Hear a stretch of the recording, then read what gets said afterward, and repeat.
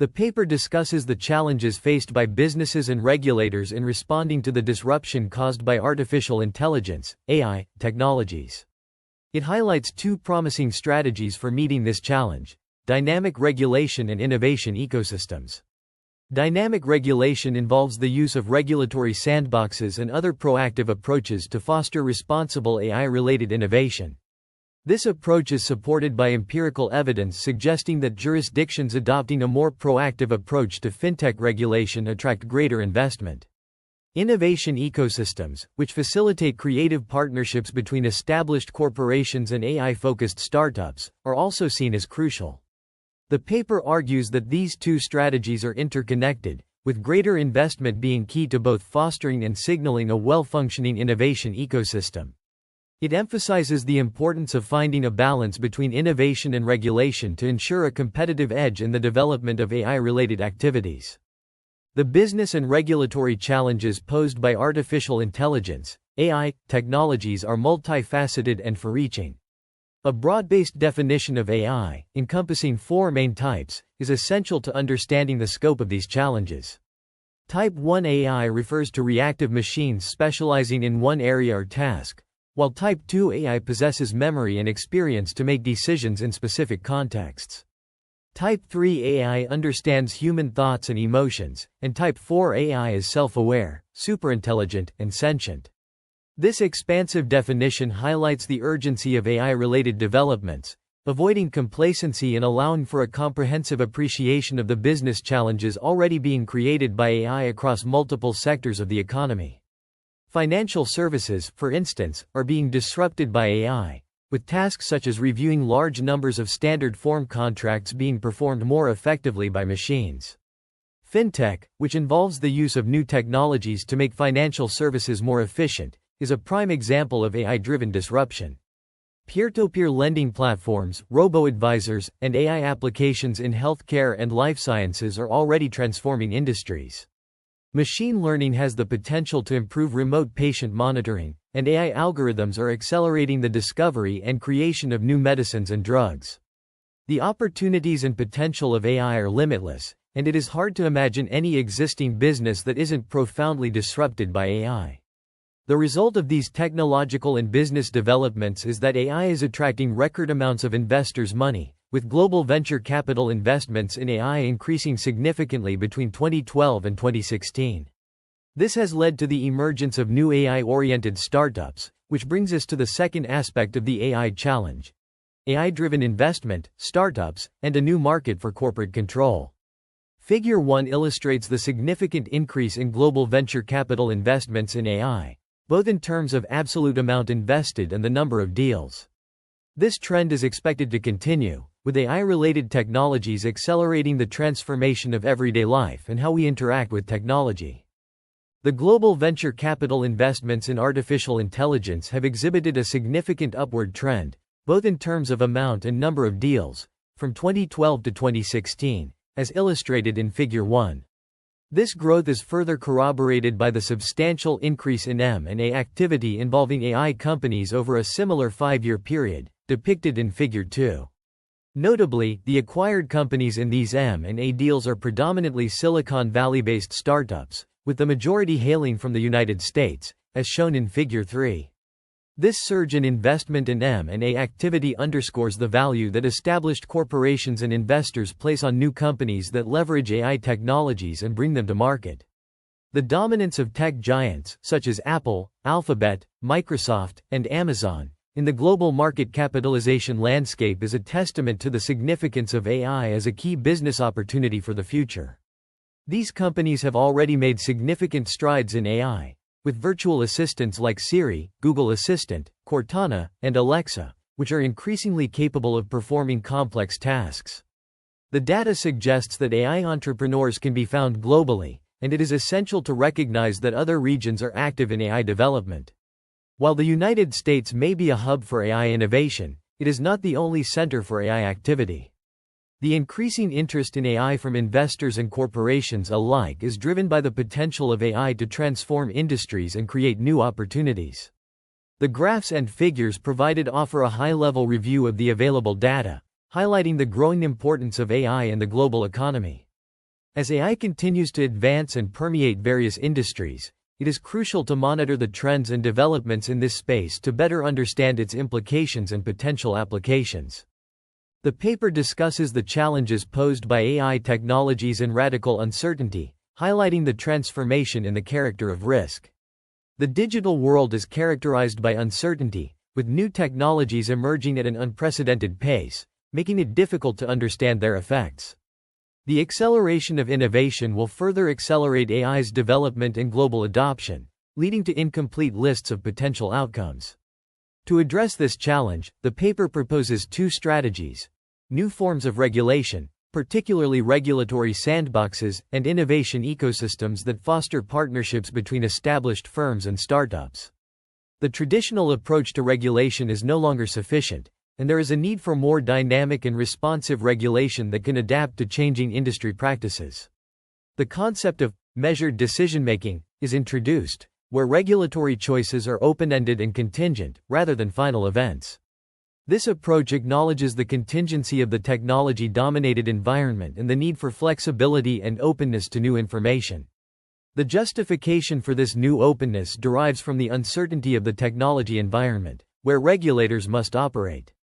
The paper also references Michel Callan's concept of measured action, where regulatory choices are based on inclusive processes involving experts and the public, and are open-ended, leaving space to incorporate new knowledge and discoveries. Similarly, Ralph Peter Callies and Pierre Zumbinson's concept of rough consensus and running code highlights the need for dynamic mechanisms for consistent citizen involvement in the ongoing process of determining measured action. The paper concludes by highlighting the need for policy experimentation, testing different regulatory schemes, and comparing the results. However, this poses a problem for regulators, as they often define success in negative terms, as the avoidance of catastrophe, rather than actively promoting innovation. The precautionary principle, a cornerstone in regulatory policy, implies that a thorough review of risks should occur before an activity commences or a potentially risky product reaches the market. This principle often results in an overly cautious approach, which may hinder technological innovation. To address this issue, the concept of regulatory sandboxes has emerged as a promising approach to regulation, allowing for responsible regulatory frameworks that do not stifle innovation. The Financial Conduct Authority, FCA, in the United Kingdom introduced the first regulatory sandbox in April 2016. Enabling both startup and established companies to test new ideas, products, and business models in the fintech sector. This safe space allows businesses to test innovative products and services without immediately incurring all the normal regulatory consequences of engaging in the activity in question. The sandbox aims to foster innovation by lowering regulatory barriers and costs for testing disruptive technologies, while ensuring consumer protection. Key aspects of the sandbox include duration, typically lasting 3 to 6 months, and scale, with the number of customers being sufficient to generate statistically relevant data.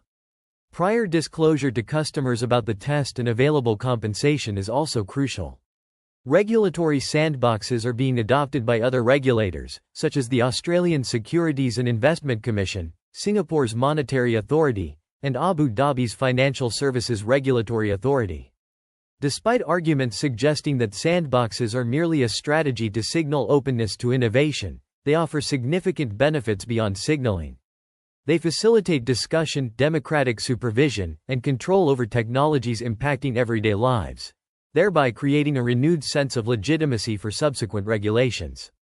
Moreover, regulatory sandboxes provide opportunities to generate information and data relevant to the regulation of the new digital world, allowing for collaboration and joint discovery among stakeholders.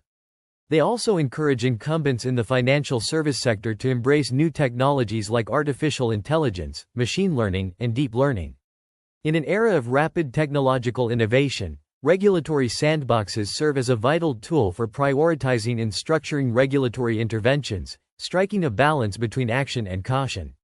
By providing a platform for testing and learning, sandboxes can help mitigate the risks associated with reckless action or regulatory paralysis, ultimately promoting timely and efficient market access for new technologies. The research discusses an empirical study on the effects of a more dynamic regulatory approach to fintech, focusing on the example of Fintech in 12 jurisdictions. It explores the connection between levels of investment and the regulatory choice between reactive and proactive responses. The study found that in jurisdictions with a more proactive regulatory approach, particularly involving regulatory guidance or experimentation, there was an increase in investment activity in Fintech.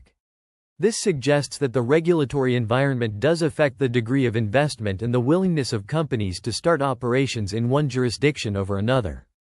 The concept of regulatory sandboxes is highlighted as a promising approach due to its collaborative and dialogical nature, allowing for experimentation and data gathering for evidence-based regulatory reform. The study's findings support the notion that regulation matters, and that a more dynamic regulatory approach can positively impact the fintech sector. In the context of fintech and AI-related industries, it is crucial to understand that replicating Silicon Valley's success requires more than just investment promotion. A successful innovation ecosystem, such as the one in Boulder, Colorado, must be led by entrepreneurs and foster a culture where uncontrolled interactions occur between talent, capital, ideas, and opportunities. This type of environment allows for spontaneous innovation events, akin to those found in a rainforest, rather than planned production typical of an industrial economy. The importance of responsive forms of regulation in the context of disruptive technologies cannot be overlooked.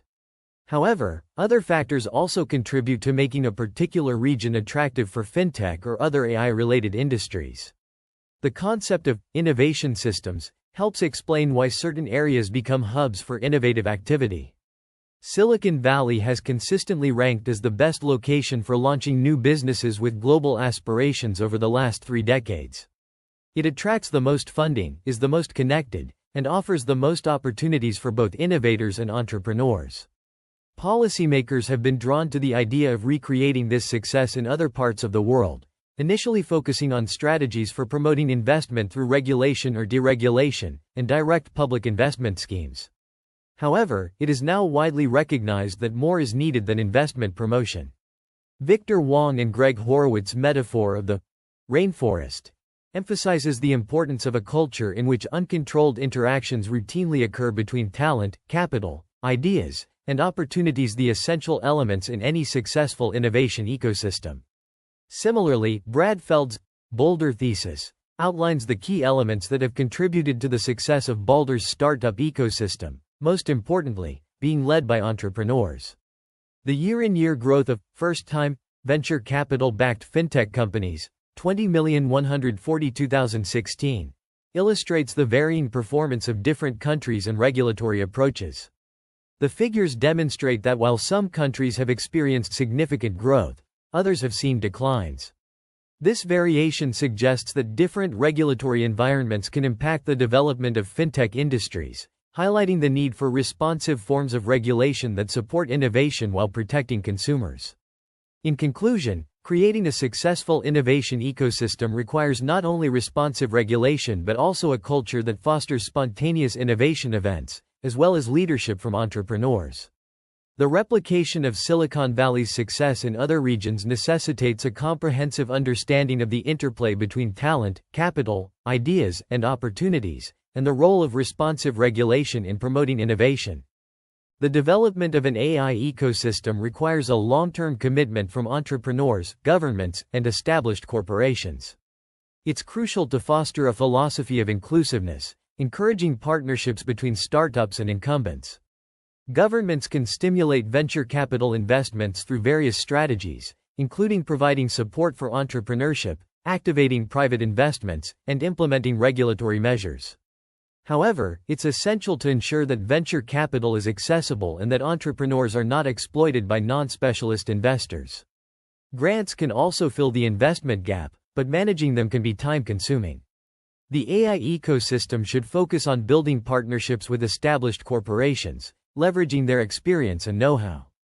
This approach has been successful in Silicon Valley, where many AI companies have been acquired without significant venture capital backing. The key is to create an ecosystem that is open, welcoming, and supportive of all participants, including startups, investors, mentors, and established corporations. Established corporations are crucial in fostering innovation ecosystems, particularly in the realm of artificial intelligence, robotics, and automation. To achieve this, they must adopt new strategies that allow them to engage with startups and entrepreneurs effectively. A key approach is through corporate incubator and accelerator programs, which provide opportunities for mutual learning between large firms and startups. These programs can be powered by external providers or set up directly by the corporate hosts themselves. The success of such initiatives depends on their structure, ensuring alignment between the interests of startups and those of the corporation. In order to build a successful AI ecosystem, it is essential to create an open architecture that encourages interaction and collaboration. This can be achieved by adopting a flat organization, open communication, and a best idea wins culture, principles typically found in startup companies. By cultivating open and inclusive partnerships with entrepreneurs, founders, and startups, large corporations can become the crucial link in building innovation ecosystems. This approach allows for genuine opportunities for serendipity, as highlighted by Wang and Horowitz. Corporate incubator and accelerator programs have gained popularity in recent years, with companies like Amazon, Apple, Facebook, General Electric, and Telefonica launching new accelerator programs in France, India, the United Kingdom, and the United States. These collaborations offer mutual benefits. Large firms gain access to innovative ideas and strategies, while startups receive necessary capital, knowledge, and access to established international distribution channels. However, the success of these programs relies on their structure, requiring alignment between the interests of startups and corporations. To foster a successful AI ecosystem, it is vital to keep things simple and transparent. This means blurring the boundaries between corporate and startup cultures, creating new opportunities for positive encounters and interactions. By putting actors together in the right way, established firms can leverage the Silicon Valley operating system, a governance model characterized by flat organizations, open communication, and a best idea wins culture. This approach enables them to reinvent their innovation strategies, ultimately driving the kind of genuine opportunities for serendipity that are essential for survival in a world of constant disruptive innovation. The paper discusses the structure and support offered by corporate incubators and accelerators from 2010 to 2016, as shown in figures 7 and 8. It highlights that once a startup is accepted into a program, the main focus of the corporation should be on assisting and accelerating startups. This includes connecting them to networks, customers, etc., with potential strategic returns for the corporate partners being a secondary effect. By working closely with startup founders, corporate employees can better identify innovative solutions to specific business challenges. The benefits are particularly high in complex fields like AI, where technology is complex and solutions are not immediately obvious. Non-equity programs seem preferable, as they simplify relationships and avoid ownership minority stakes. This approach helps in developing mutual trust, as the absence of direct financial interest in participating startups can convince founders that the corporation will not try to appropriate their technology or limit their future options for external financing and strategic partnerships with other corporations. Microsoft's accelerator, for example, does not take an equity stake in participating startups and does not require applicants' products or technology to directly complement or fit with Microsoft's products. Managing minority stakes in portfolio startup companies is often challenging from a legal and accounting point of view. Startups fear that accepting direct or indirect investments from a corporation will restrict their future funding opportunities and bring about the risk of negative signaling, should the corporation decide not to support or continue the investment in the future. In this respect, it is important that the corporation sends a strong signal to the ecosystem that they are committed to supporting startups and fostering innovation. As seen in Figure 9, 46% of corporate incubators and accelerators do not take equity, while 54% do. This highlights the diverse approaches taken by corporations in their support for startups. Overall, the paper emphasizes the importance of creating an environment conducive to innovation and collaboration between corporations and startups, particularly in complex fields like AI. The text discusses the importance of a well-run innovation ecosystem, particularly in the context of AI-related technologies. It highlights the role of large corporations in supporting startups and the need for policymakers to recognize this fact. The authors emphasize the benefits of startup corporate cooperation, citing initiatives like the Costa program in the Netherlands. They also stress the significance of regulatory sandboxes and partnerships between AI startups and incumbent corporations. The text concludes by emphasizing the potential of such an ecosystem to deliver significant benefits to the community at large, preparing local and regional ecosystems for a world with a different level of automation and artificial intelligence. Here is a combined summary of pages 23 and 24 of the research paper. The authors cite various sources on the intersection of law, business, and innovation, including Corrales Compagnucci et al.'s work on nudging cloud providers and platform-driven legal tech. They also reference the Costa program, which aims to bring corporates and startups together, and Fenwick and Vermeulen's research on startup communities and global business ecosystems. The authors draw on Ferrer et al.'s work on Optimus, a holistic approach to cloud service provisioning, and the Financial Conduct Authority's regulatory sandbox.